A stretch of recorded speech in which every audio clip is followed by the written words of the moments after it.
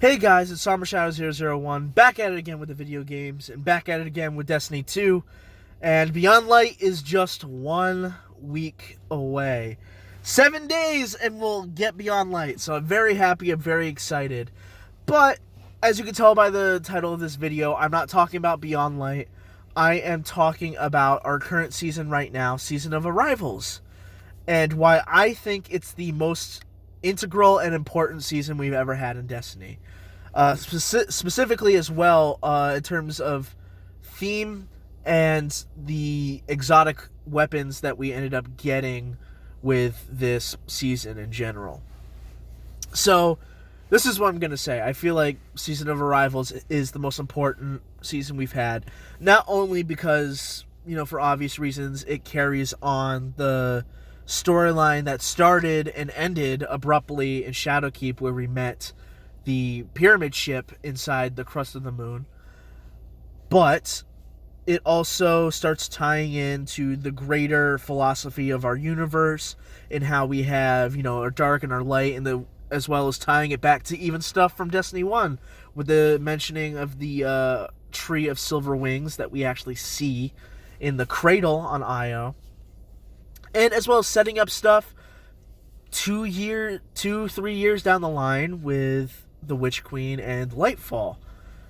And I feel like this season in particular is the linchpin that ties everything together and kind of informs Destiny as a whole, from the beginning of Destiny 1 to whenever the end of Destiny 2 will be. Whether it's Lightfall or not, we don't know, but we'll see one day. And how I put this together is the 3 weapons that we get with Witherhoard, Ruinous Effigy, and Traveler's Chosen. Each, to me, represents a different era in the Destiny timeline. And when I mean the Destiny timeline, I mean our character's journey. And you're wondering, how? Somber Shadow, how does this work? How does this tie in to the whole of Destiny? Well, I'm going to take you back to when the reveal for Beyond Light first came out, back in June 9th to be exact.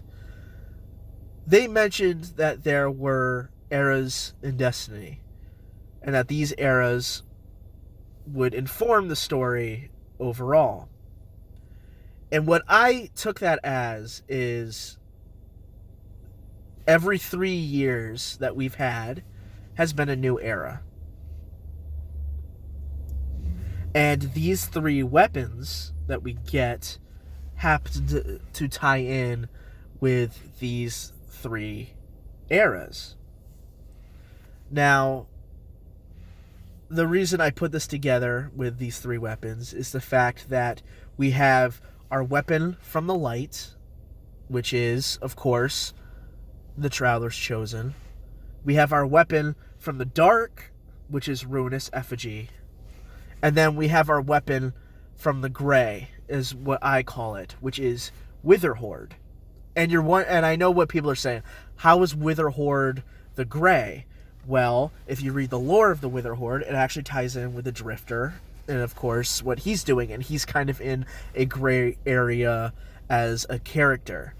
We don't know whether he's on our side or the other side, and he kind of dabbles into the dark, but he doesn't or isn't fully consumed by that darkness, at least as of yet. So that's where I get this idea of we have our era of light, our era of gray, our era of dark. Now, we know our era of dark isn't here yet, but we know it's going to start. I mean, even in Bungie's own words, that's what they said. They said that Beyond Light will start off the era of darkness. So Beyond Light, Witch Queen, Lightfall will be our era of dark. But what's our era of light? And what's our era of gray? Well, our era of light would be Destiny 1. The complete thing of Destiny 1.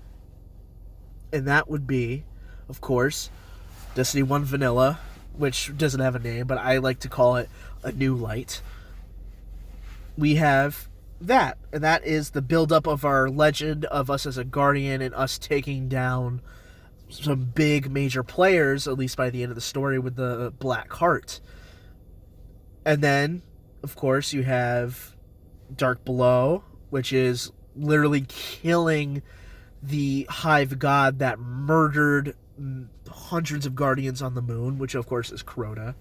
And then you have, after that, skipping House of Wolves, because that doesn't really have to do with the dark, going to Taken King, where we slay Crota's father, Oryx, who happened to be the biggest darkness at that time, and we're continually building our legend and building up light in the system.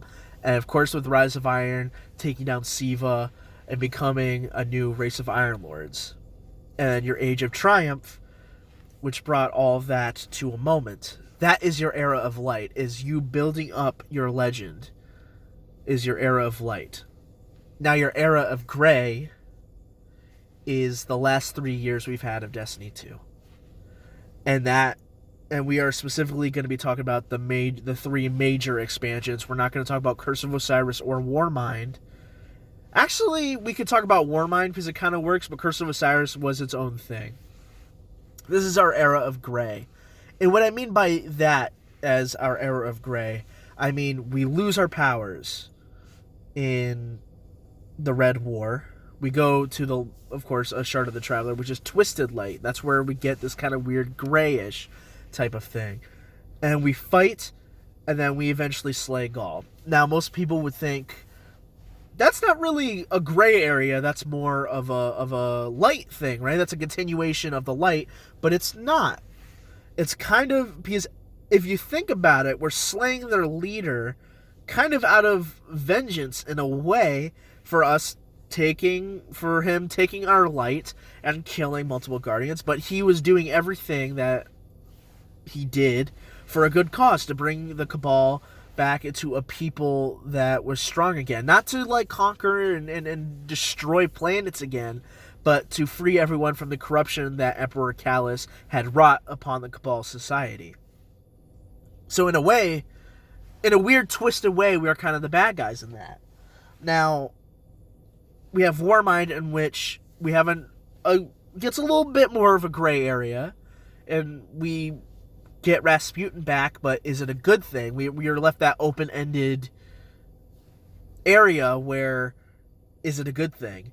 Is the fact that we brought Rasputin back good or bad? Could he attack the tower?